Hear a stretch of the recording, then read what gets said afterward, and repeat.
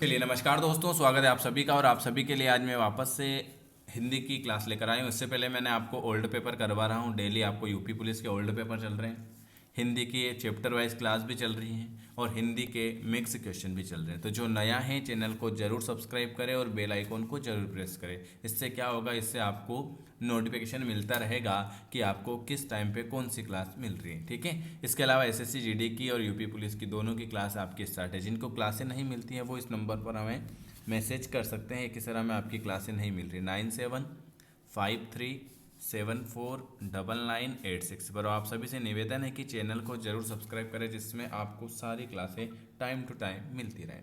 चलिए, पहला क्वेश्चन आपके सामने लिखा हुआ है। ये 1000 क्वेश्चन की प्रश्न सीरीज में लेकर आया हूँ। स्वर सहित व्यंजन किसे कहते हैं? स्वर सहित व्यंजन जिसमें स्वर छिपा हुआ है। क क बोलोगे तो आपको अ स्वर आएगा। ल तो आधा है, नहीं है इसमें। ई ये स्वर ही है खुद। म आधा म, इसमें स्वर नहीं है। तो तो ऑप्शन आपका ए वाला स्वर सहित व्यंजन। अगर रहित बोलता तो रहित किसमें नहीं है, तो इसमें नहीं है, इसमें नहीं है, क्योंकि ये रकार लगा हुआ है, इसमें स्वर नहीं है। सहित बोला है, स्वर सहित व्यंजन, तो स्वर के अंदर ये स्वर छिपा हुआ है इस व्यंजन के अंदर। क के अंदर अ छिपा हुआ है, जो ऑप्शन आपका ए वाला आ जाएगा। चलिए, स्वर आपको पता है स्वर कितने प्रकार के होते हैं, सब कुछ मैंने आपको बता रखा है। ठीक है, जिन चरणों का उच्चारण नाक तथा मुख से होता है वे क्या कहलाते हैं? अनुस्वार, अनुनासिक, अयोगवाह या अंतस्थ। तो देखो, मैंने आपको बता रखा है कि अयोगवाह किसे कहते हैं?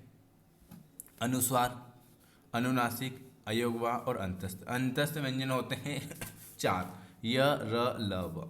अयोगवाह होते हैं दो, अम और अह। और जिन वर्णों का उच्चारण नाक और मुख से होता है उन्हें हम कहते हैं अनुनासिक। क्या कहेंगे? अनुनासिक। ऑप्शन आपका बी वाला आ जाएगा। चलिए, अगला क्वेश्चन क्या लिखा है? अंतस्थ व्यंजन कौन कौन से होते हैं? चार, य र ल और व। अयोगवाह कौन कौन से होते हैं? अम और अह।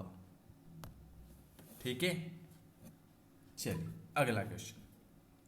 कैसा चांद सा ही भी या तो बताइए। तो कैसा चांद सा सुंदर चेहरा, वाक्य में उचित निपात। निपात का अर्थ होता है रिक्त स्थान।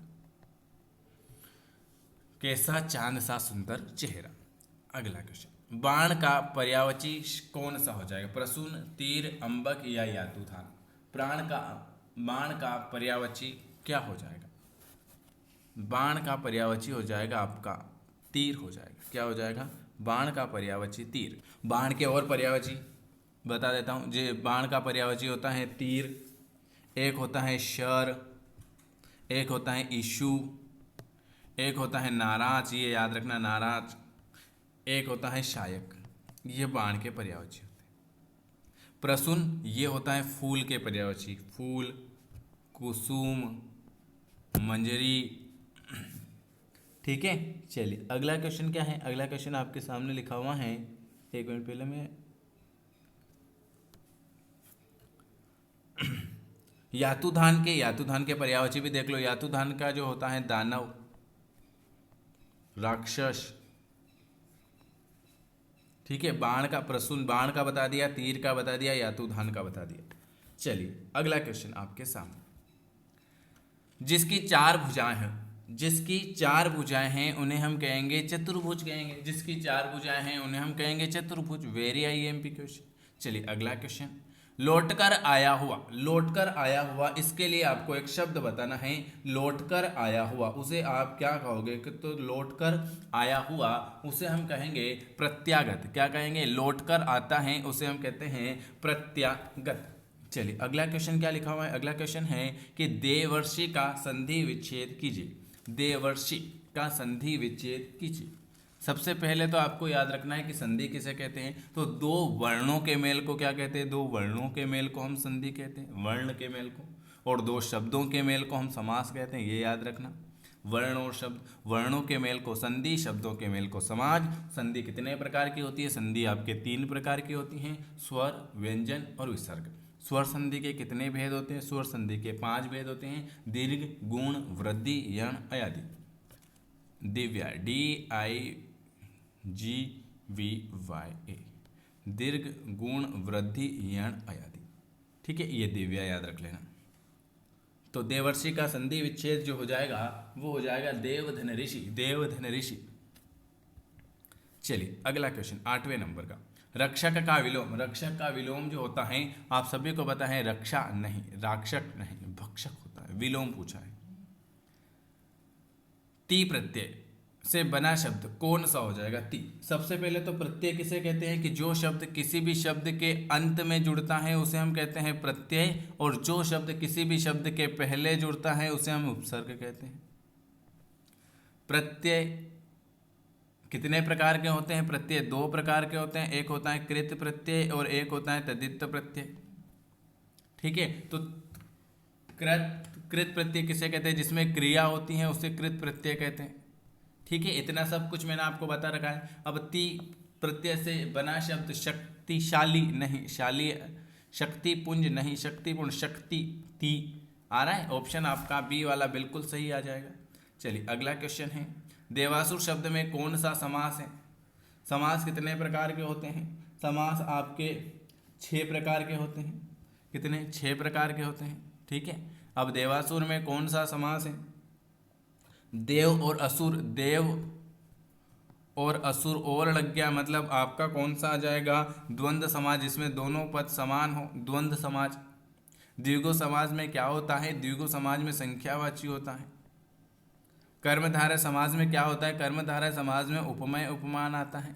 बहुब्रीहि समाज में आता है भगवान के नाम, भगवान का नाम मतलब नीला है, कंठ जिसका नीलकंठ। ठीक है, तो आपका सॉरी ए वाला आ जाएगा। मैंने आपको सब कुछ करवा रखा है, आप इसीलिए तो कहता हूँ कि चैनल को जरूर सब्सक्राइब करें और बेल आइकॉन को जरूर प्रेस करें। और कोई भी समस्या आ रही हो तो आप इस नंबर पर जरूर पूछ लेना। इसलिए तो कहता हूँ चैनल सब्सक्राइब करने से आपको, इससे पहले मैंने आपको हिंदी का एक 70 नंबर का एक वीडियो बना रखा, वो जाके देखना। चलिए अगला क्वेश्चन है, सिर से पैर तक। सिर से पैर तक होता है क्या? से पैर तक मतलब होता है आदि से अंत। क्या होता है? आदि से अंत हो जाएगा सिर से पैर तक। चलिए अगला क्वेश्चन क्या लिखा है आपके सामने, शासन। शासन का शुद्ध रूप बताओ, शासन का शुद्ध रूप बताइए। शासन, शासन का आपका शुद्ध रूप कौन सा हो जाएगा? शासन। ऑप्शन आपका बी वाला सही हो जाएगा। चलिए अगला, बंद उपसर्ग किस भाषा का है? बद उपसर्ग जो है वो किस भाषा के हैं? तो आप सभी को पता है कि बद उपसर्ग जो है वो है आपका उर्दू फारसी। क्या है? बद उपसर्ग जो है उर्दू फारसी। स्थायी भाव के साथी, जैसे आपके भी दोस्त होते हैं, तो विभाव का दोस्त कौन है? विभाव का दोस्त है अनुभाव, और स्थायी भाव का दोस्त है संचारी भाव। स्थायी भाव की संख्या होती है 9 और संचारी भाव की संख्या होती है 33। ठीक है, तो आपसे पूछा स्थायी भाव तो संचारी भाव लगा देना, और अगर आपसे पूछे विभाव तो आपको लगा देना अनुभाव। ठीक है, इतने सरल तो हिंदी है। अध लिखा में प्रयुक्त उपसर्ग कौन सा है? अध लिखा में प्रयुक्त उपसर्ग कौन सा है? उपसर्ग जो शब्द किसी भी शब्द के पहले जुड़ता है, पहले मतलब अध। चलिए अगला, उत्पत्ति के आधार पर शब्द के भेद। उत्पत्ति के आधार पर शब्द के भेद, तो उत्पत्ति के आधार पर शब्द के 5 भेद होते हैं। और अगर कहीं पर अगर आपको 5, देखो यहाँ पर आपको बता देता हूँ, अगर यहाँ पर 5 नहीं दिखेगा तो 4 दिखेगा, और 4 नहीं दिखेगा तो 5 दिखेगा। कौन कौन से वो भी बता देता हूँ। उत्पत्ति के आधार पर 4 और 5 दोनों, तत्सम, तद्भव, देशज और विदेशज, ये यहाँ ये 4। लेकिन अगर यहाँ पर 4 ऑप्शन नहीं आए और 5 आए तो आप 5 लगा देना, क्योंकि हम शंकर को भी काउंट कर लेते हैं। तत्सम, तद्भव, देशज, विदेशज और शंकर, ये उत्पत्ति के आधार पर आपके 5 भेद होते हैं। चलिए अगला क्वेश्चन, कानून के विरुद्ध किया गया कार्य। कानून के विरुद्ध किया गया कार्य क्या कहलाएगा? कानून के विरुद्ध किया गया कार्य कहलाएगा गैर कानूनी। क्या कहलाएगा? गैर कानूनी। अगला, समूह का पर्यायवाची शब्द क्या हो जाएगा? समूह का पर्यायवाची शब्द क्या हो जाएगा? समूह, समूह का पर्यायवाची शब्द हो जाएगा वृंद। क्या हो जाएगा? वृंद हो जाएगा आपके समूह का पर्यायवाची। अगला, जो पृथ्वी से संबंध हो, जो पृथ्वी से संबंध रखता हो, पृथ्वी से संबंध रखेगा तो पृथ्वी नहीं पार्थिक आएगा। जो पृथ्वी से संबंध रखता हो पार्थिक कहलाएगा। चयन का संधि विच्छेद कीजिए भाई। चयन, चयन, छे आएगा क्या? छे नहीं आएगा। चेधन अन, चेधन अन तो आ जाएगा चयन।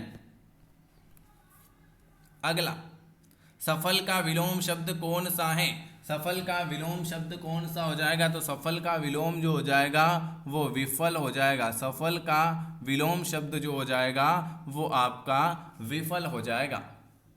चलिए अगला, कु उपसर्ग से बना शब्द। कु मतलब बता दो, जो शब्द किसी शब्द के पहले, तो यहाँ पर पहले में तो तीनों नहीं दिख रहे, कुपात्र ही दिख रहा है। Very good.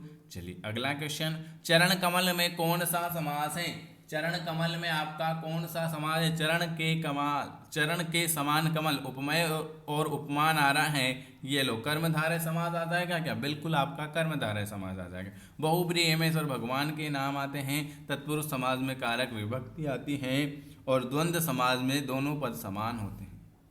ठीक है, तो आपका ऑप्शन डी आ जाएगा। कान खोलना, इस मुहावरे का अर्थ क्या हो जाएगा? कान खोलना इस मुहावरे का अर्थ होता है सावधान होना। क्या करना? कान खोलना इस मुहावरे का अर्थ होता है सावधान होना। उद्धृत, उद्धृत का विलोम, उद्धृत का शुद्ध रूप बताइए। उद्धृत का शुद्ध रूप बताइए। उद्धत हो जाएगा भाई, उद्धत हो जाएगा।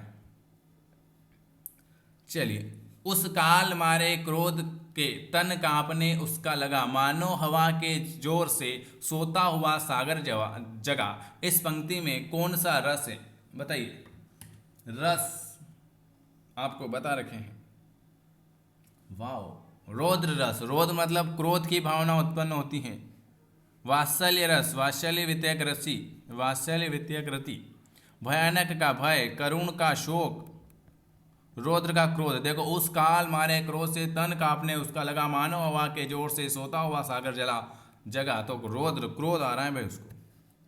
तीन बेर खाती थी वो, तीन बेर खाती थी। तीन, तीन मतलब यमक अलंकार, जहां एक ही वर्ण की आवृत्ति बार बार होती है वहां पर यमक अलंकार होता है। जैसे ये तीन यहाँ पर आ गया, ये तीन यहाँ पर आ गया कि तीन बेर खाती थी वो, तीन बेर खाती थी।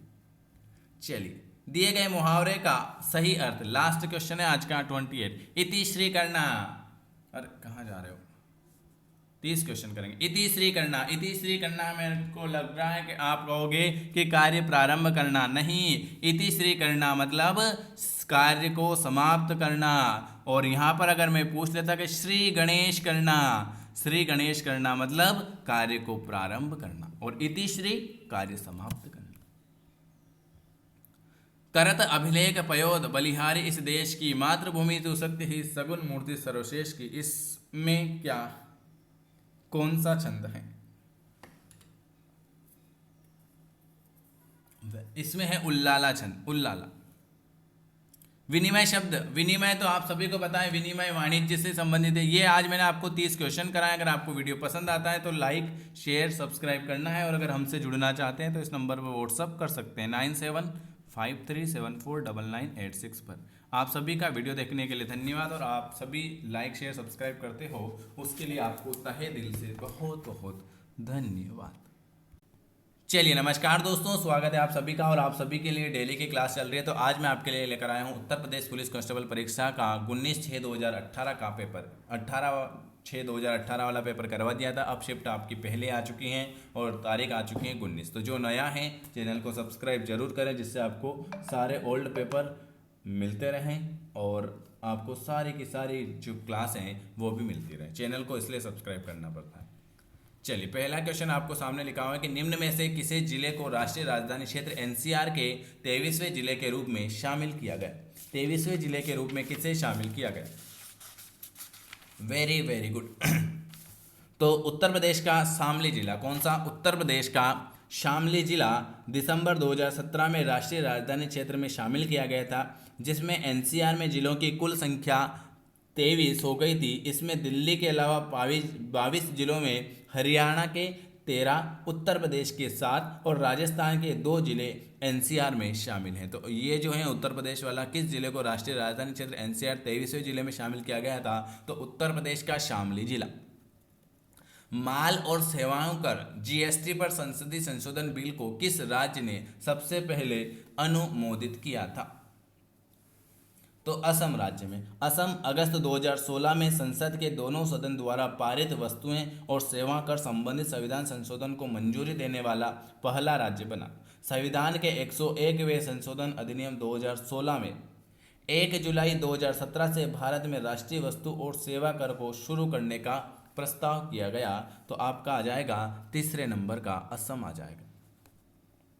पाल वंश के सर्वप्रथम राजा कौन थे? पाल वंश के सर्वप्रथम राजा कौन थे? तो पाल वंश के सर्वप्रथम राजा जो थे वो थे आपके गोपाल। गोपाल जो हैं पाल राजवंश के संस्थापक और पहले राजा थे और वह 750 ईस्वी में वर्तमान गौड़ के शासक के रूप में चुने गए थे। वह स्थानीय सरदार थे जो 8वीं शताब्दी के मध्य में अराजकता की अवधि के दौरान सत्ता में आए थे। उन्हें उत्तराधिकारी धर्मपाल 770 से 810 ईस्वी तक राज्य का विस्तार किया।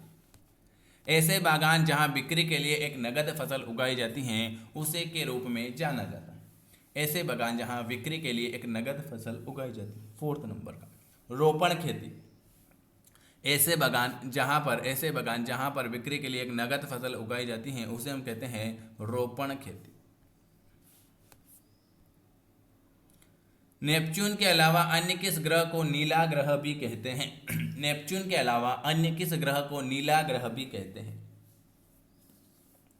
तो आप सभी को बताएं कि पृथ्वी को नीला ग्रह के रूप में जाना जाता है क्योंकि इसकी अधिकांशतः सतह 75% पानी में डूबी हुई होती है, क्योंकि इसको पृथ्वी को नीला ग्रह भी कहा जाता है। सांझ का तारा किसे कहते हैं ये आप सभी को बताएं, कमेंट करके बताना कि सांझ का तारा, भोर का तारा किसे कहते हैं। कौन सा विकल्प निष्क्रिय गैस है? Krypton, argon, जेनान, chlorine. तो क्लोरीन जो है ये आपकी एक निष्क्रिय गैस है। क्लोरीन जो है ये आपकी एक निष्क्रिय गैस हो जाएगी। क्यों क्यों लड़की पुस्तक के लेखक कौन है? क्यों क्यों लड़की इस पुस्तक के लेखक कौन है? क्यों क्यों लड़की इसके लेखक हैं महाश्वेता देवी। क्यों क्यों लड़की पुस्तक के लेखक हैं महाश्वेता देवी। गुलाबी गैंग के संस्थापक, रिक्त स्थान। गुलाबी गैंग के संस्थापक उत्तर प्रदेश और मध्य प्रदेश में स्थित सामाजिक संगठन है जो महिला कल्याण और सशक्तिकरण हेतु कार्य करता है।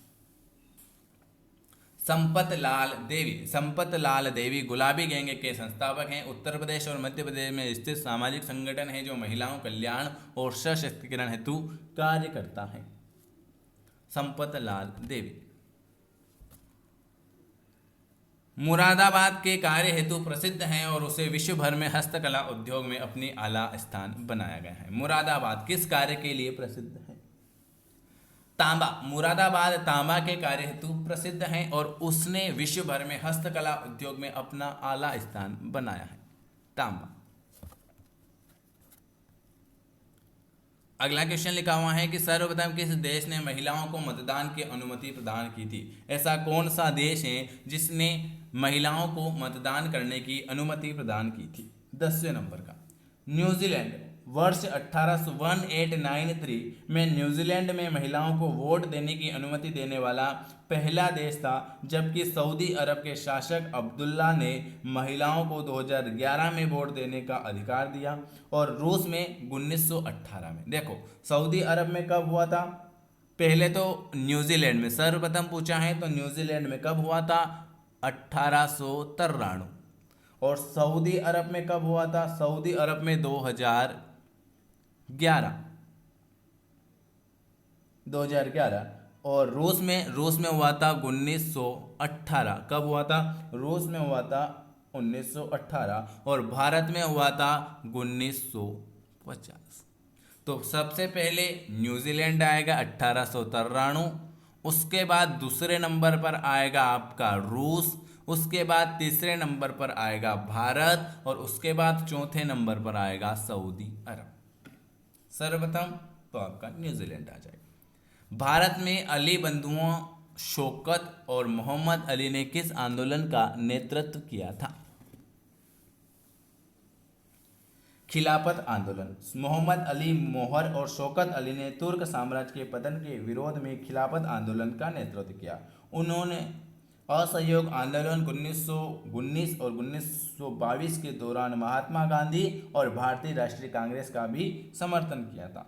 बाद में वे पाकिस्तान के भविष्य के संस्थापक मोहम्मद अली जिन्ना के लिए करीबी राजनीतिक सहयोगी और प्रचारक बन गए थे। खिलाफत आंदोलन, भारत में अली बंधुए शौकत और मोहम्मद। भारतीय संविधान के भाग में किसका वितरण प्रस्तुत है? राज्य के नीति निर्देशक सिद्धांत। भारत के संविधान 36 से 51 के अंतर्गत कौन से 36 से 51 के अंतर्गत, हालांकि बाद में किसी भी अदालत, चलिए ठीक है ये रहने दो। काली मिट्टी को और किस नाम से जाना जाता है? जैसे आपके भी दो नाम रहते हैं, घर में अलग नाम, स्कूल में अलग नाम, इसी प्रकार काली मिट्टी का एक नाम और है, वो कौन सा है?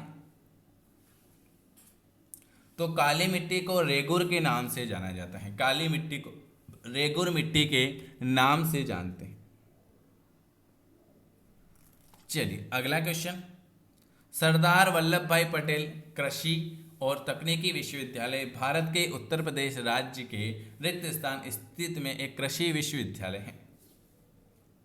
मेरठ में, कहाँ पर है? मेरठ में। सरदार वल्लभ भाई पटेल कृषि और प्रौद्योगिकी विश्वविद्यालय उत्तर प्रदेश के मेरठ में स्थित एक कृषि विश्वविद्यालय है। इसे 3री शताब्दी और 21वीं शताब्दी का प्रथम कृषि विश्वविद्यालय कहे जाने का अद्वितीय सम्मान प्राप्त है। यह 2 अक्टूबर 2000 को उत्तर प्रदेश कृषि विद्यालय अधिनियम के तहत स्थापित किया गया था और इसका उद्घाटन जो हुआ था 28 मार्च 2002 को हुआ था। तो सरदार वल्लभ भाई पटेल कृषि और तकनीकी विश्वविद्यालय भारत के उत्तर प्रदेश राज्य के रिक्त स्थान एक कृषि विद्यालय कहाँ पर स्थित है? तो ये है आपके मेरठ में। चलिए अगला क्वेश्चन क्या लिखा हुआ है आपके सामने? अगला क्वेश्चन लिखा हुआ है कि मानव अधिकार की सार्वभौमिक घोषणा UDHR के अनुच्छेद 4 में किसका विवरण प्रस्तुत है? गुलामी से स्वतंत्रता। किसका? गुलामी से स्वतंत्रता। अगला क्वेश्चन क्या लिखा है आपके सामने? किस भारतीय गैर सरकारी संगठन को पारिस्थितिक स्थायी कृषि आदर्श नमूना के संवर्धन हेतु संयुक्त राष्ट्र विकास कार्यक्रम 2017 का इक्वेटर पुरस्कार प्रदान किया गया? 16 नंबर, स्वयं शिक्षण प्रयोग। कौन सा? स्वयं शिक्षण प्रयोग। किस भारतीय गैर सरकारी संगठन को पारिस्थितिक स्थायी कृषि आदर्श नमूना के संवर्धन हेतु संयुक्त राष्ट्र विकास कार्यक्रम 2017 का इक्वेटर प्रस्तुत किया गया था? तो वो आ जाएगा आपका स्वयं शिक्षण प्रयोग। प्रकाश वर्ष किसका मापक है? Very IMP question. तो प्रकाश वर्ष जो हैं वो हैं दूरी का मात्रक है। किसका मात्रक है? प्रकाश वर्ष जो हैं वो आपके दूरी का मात्रक है। मनुष्य की आंख का रंग आंख के रिक्त स्थान में स्थित रंग द्रव्य पर निर्भर करता है। देखो चैनल को जरूर सब्सक्राइब कर लेना, इससे आपको सारी क्लासें मिलती रहे, सुबह 7 बजे और दिन में 2 बजे और रात की 9 बजे। वेरी गुड, आइरिस आ जाएगा, आइरिस। हिंद स्वराज नामक पुस्तक के लेखक कौन है? हिंद स्वराज नामक पुस्तक के लेखक कौन है? तो हिंद स्वराज या इंडियन होम रूल 1909 में गांधी जी द्वारा लिखी गई एक पुस्तक है। तो मोहनदास करमचंद गांधी, ये गांधी जी द्वारा लिखी गई एक पुस्तक है हिंद स्वराज और या इंडियन होम रूल। चलिए 6ठी सदी ईसा पूर्व के दौरान उत्तर प्रदेश के किन क्षेत्रों को चेदी कहा जाता है? चेदी एक महापर्व है। चेदी महाजनपद के 2 अलग अलग बस्तियां थी, जिनमें से एक नेपाल के पहाड़ों में और दूसरी कौशाम्बी के पास बुंदेलखंड में स्थित है। प्राचीन वृत्तांतों के अनुसार चेरी कुरु और वत्स राज्य के बीच यमुना के पास स्थित है। इसकी राजधानी युक्ति या शुक्तिमती थी। तो आपका आ जाएगा बुंदेलखंड। चलिए ये आज मैंने आपको 20 क्वेश्चन करवाए हैं। अगर वीडियो पसंद आता है तो लाइक शेयर सब्सक्राइब जरूर करें और अगर कोई भी समस्या आ रही हो तो आप जरूर पूछ लेना। मैंने आपको 2006 से 2018 तक के सारे क्वेश्चन कंप्लीट करवा रहा हूँ, कम समय में ज़्यादा क्वेश्चन, इसलिए आपको चैनल को जरूर सब्सक्राइब करना है। धन्यवाद है आपका वीडियो देखने के लिए।